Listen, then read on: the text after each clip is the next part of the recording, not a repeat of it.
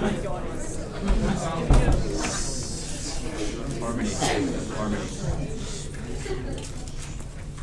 morning, ladies, gentlemen, guests from Sarnia, friends. Today I came here to talk to you about one thing, the hidden jewel of Ontario, Sarnia. Here to talk to you today are my good friends Jacqueline, Jamie, Eamon, Regina, Chelsea, Carl, myself, Adwords. What we have for you today is not a green anchor. It's not carbon credits. What Sarnia needs, it already has. It just needs a push in the right direction. We'll begin by looking at the unclear value proposition that Sarnia has sort of already been focusing on, but needs to move away from. Secondly, we're going to talk about the resources. Finally, an NPV analysis of the actual benefit that Sarnia will achieve by following our great plan, and conclude with the strategic growth plan. Behind you, you see the horrible misconception that the public in general currently has of Sarnia. And I don't know for you, but when I went to Sarnia, I found it a beautiful place with great people, great waterfront, a lot of green space, and a lot of innovation. The wind farm, for example, as well as the solar panels. What we want to do is show the public what Sarnia really looks like. A utopian area where people must come to live, work, and grow as a community. So what we looked at were the true issues behind Sarnia's problems right now. Because it's not pollution, they've been cleaning that up. What it is, it's image branding. There's a poor image of Sarnia due to the past poor events that have happened because of industry. The health problems, they're solving themselves. Sarnia has much stricter regulations, and people are healthy there. People love it there. As well, the economic dependence on these industries. Slowly but surely, the industries that have been causing the pollution in Sarnia are moving out, and as well, the practices that they're using are becoming more sustainable and environmentally friendly. Clearly, there's a disconnect between what people see Sarnia as and what Sarnia truly is. The city has a lot of resources. There already are partnerships installed there that are making a big difference. The city has a very, very well-educated population that are slowly losing jobs because as the oil companies move out, we have very skilled and educated engineers that need jobs. There's a ton of innovation in Sarnia. You guys saw it. I haven't seen anything like that in Toronto. Have you? And we all think that Toronto's more innovative than Sarnia? I beg to disagree. As well, I beg to differ. As well, there's a strong community, a strong culture. They've got Bayfest. They've got all the things that Sarnia needs to make itself good. All they need is a PR person.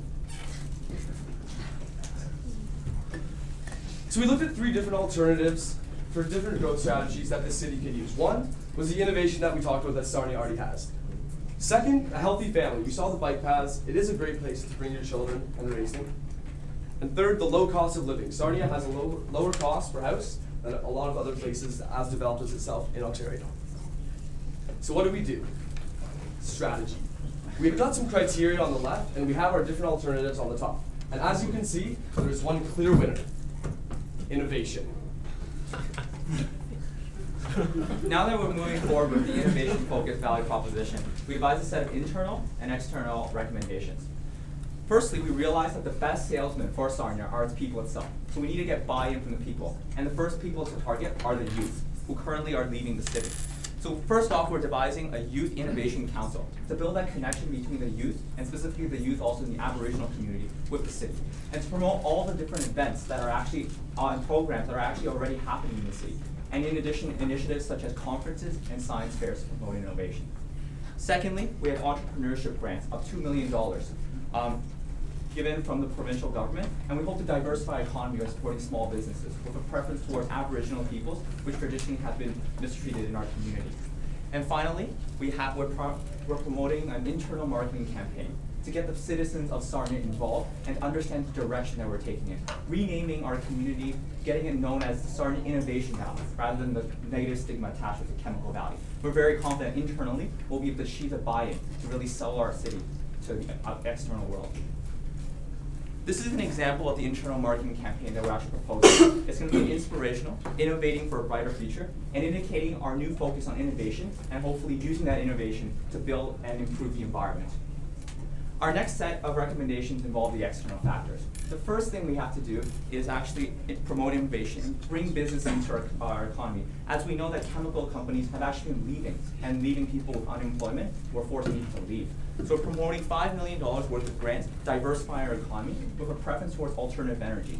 And that's because we already have alternative energy facilities in Sarnia, and that's going to be a source where we can really promote and grow our economy. And we're very confident that we'll be able to do that, given that we already have UWO Research Center there, in addition to alternative energy facilities.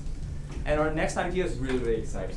It's going to involve a mix between a research facility and also a science center, in which case it will essentially be a partnership of UWO Research Center and other research centers to promote a new attraction for the general public and also the wider community, where people will be able to visit and gain knowledge of science for the youth. It will foster that innovation among the youth. It will draw in investment from the external community and market Sarnia as an innovation hub rather than anything else. Now, if I were to tell you right now, take a community that was actually remote from the major power base, that was actually environmentally scarred because of turn-of-the-century industrial production, adding the fact that this economy is entirely dependent on this industry, you probably think I was talking about Sarnia right now. But the truth is, I'm actually talking about Sudbury. Sudbury, 20 years ago, actually faced many of the same issues that Sarnia faces today. But we overcame a lot of these issues with one major scoop. The catalyst was building Sudbury Science North, which is a state-of-the-art facility that drew in hundreds of thousands of dollars in marketing promotion and changed its image into that of an innovation hub. And moreover, it attracts hundreds of thousands of people every year and fosters science amongst the community. We're hoping that Sarnia Innovation Center will do for Sarnia what the Science North did for Sudbury. And we're very confident that it will draw investment and change our image significantly. The partnerships with UWO Research Center and other research facilities add a big dimension to our thing. And we're confident that by promoting this, we'll also be able to foster innovation. We looked into the financials of this proposition, drawing from the membership numbers from Sudbury Science Center, and we found a net present value of over $30 million. While these numbers may be slightly optimistic, what I hope to draw from this is that there's a tremendous margin of safety, right?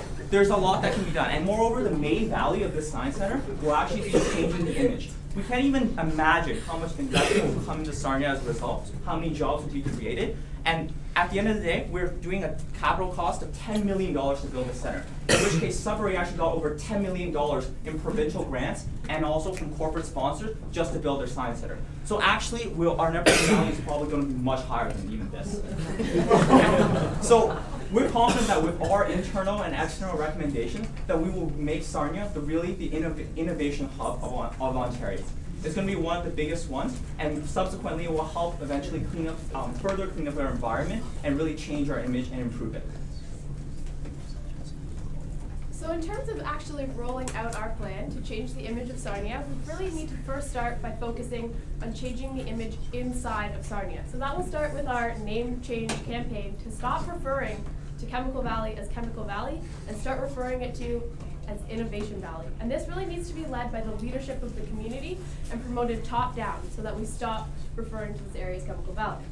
At the same time, we'll begin the grant program that Yiming talked about and secure the funding from the provincial and federal government. This coming school year, we will start our Youth Innovation Council, and they will be involved in creating a newspaper that will be distributed in all of the high schools and elementary schools across Sarnia and the community to inform the youth of all the programs that are going on that are not properly communicated to the youth right now. They'll also be in charge of creating and maintaining a Facebook site where youth will be able to get the same information. In terms of our Science Center, we will look to start to secure funding, as Sudbury did, over the summer and hope to have that secured by the end of August. Construction will hopefully begin in September of this year to be completed by July for an opening date in July 2011. For the long term, we really need to keep building up that brand and that focus of Sarnia as an innovation center. So we'll be doing this by continuing to have our innovation and entrepreneur grants and keeping our youth council going to strengthen the youth so that they're more motivated to stay in Sarnia.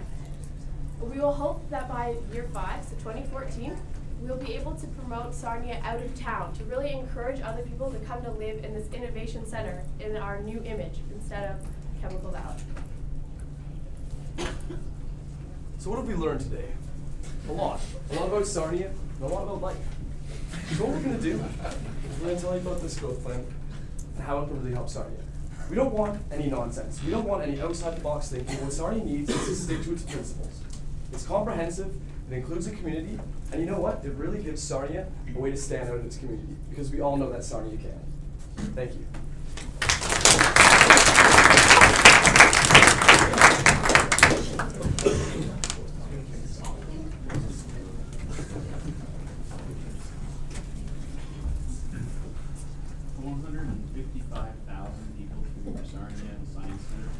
Yeah, we looked into the numbers, and Sudbury's actually been achieving that annually.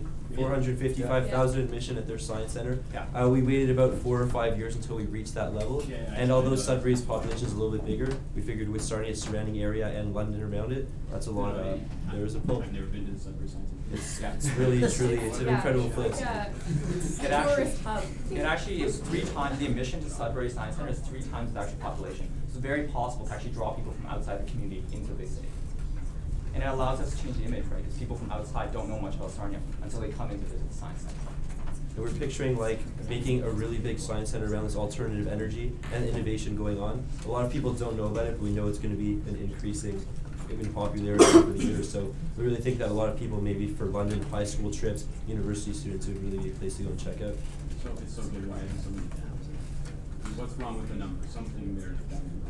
The only reason that number was extremely high, the net present value, is because the terminal value assumed for a very long period of time, increasing, I guess, very high amount of profits. But people haven't done it. There is a science center, obviously, in Toronto, which has a lot of attraction. People don't want to go against that. But this alternative energy is really a really big focus moving forward, and there is a lot of people are interested. And also, just sort of beyond that, it's under the assumption that we're going to obtain a lot of government grants to facilitate, building it. So the investment will be smaller. Review for me again your timeline for putting the shovel in the ground. The timeline obviously reflected a little bit quicker. We set a little bit optimistic projections. We know there will be obviously a lot of time, engineers, architects, permits, and everything, but there is open space. And from when it's built, we don't see why within a year or two from when the shovel's in the ground, it can't be up and running. I think what we're really looking into is a 5-year projection for when the event actually launches, and I think that's something that should be a bit more clarified. Judging from the Sudbury actually launched, they achieved all the funding they needed within 6 months, and subsequently required about 2 to 3 years to build the event. And our financial projections have to do with the timing in which they actually take the money, build the shovel, and when it actually opens to look at the financial projections. You presented a very interesting concept here, and in actual fact, there is a move afoot to do something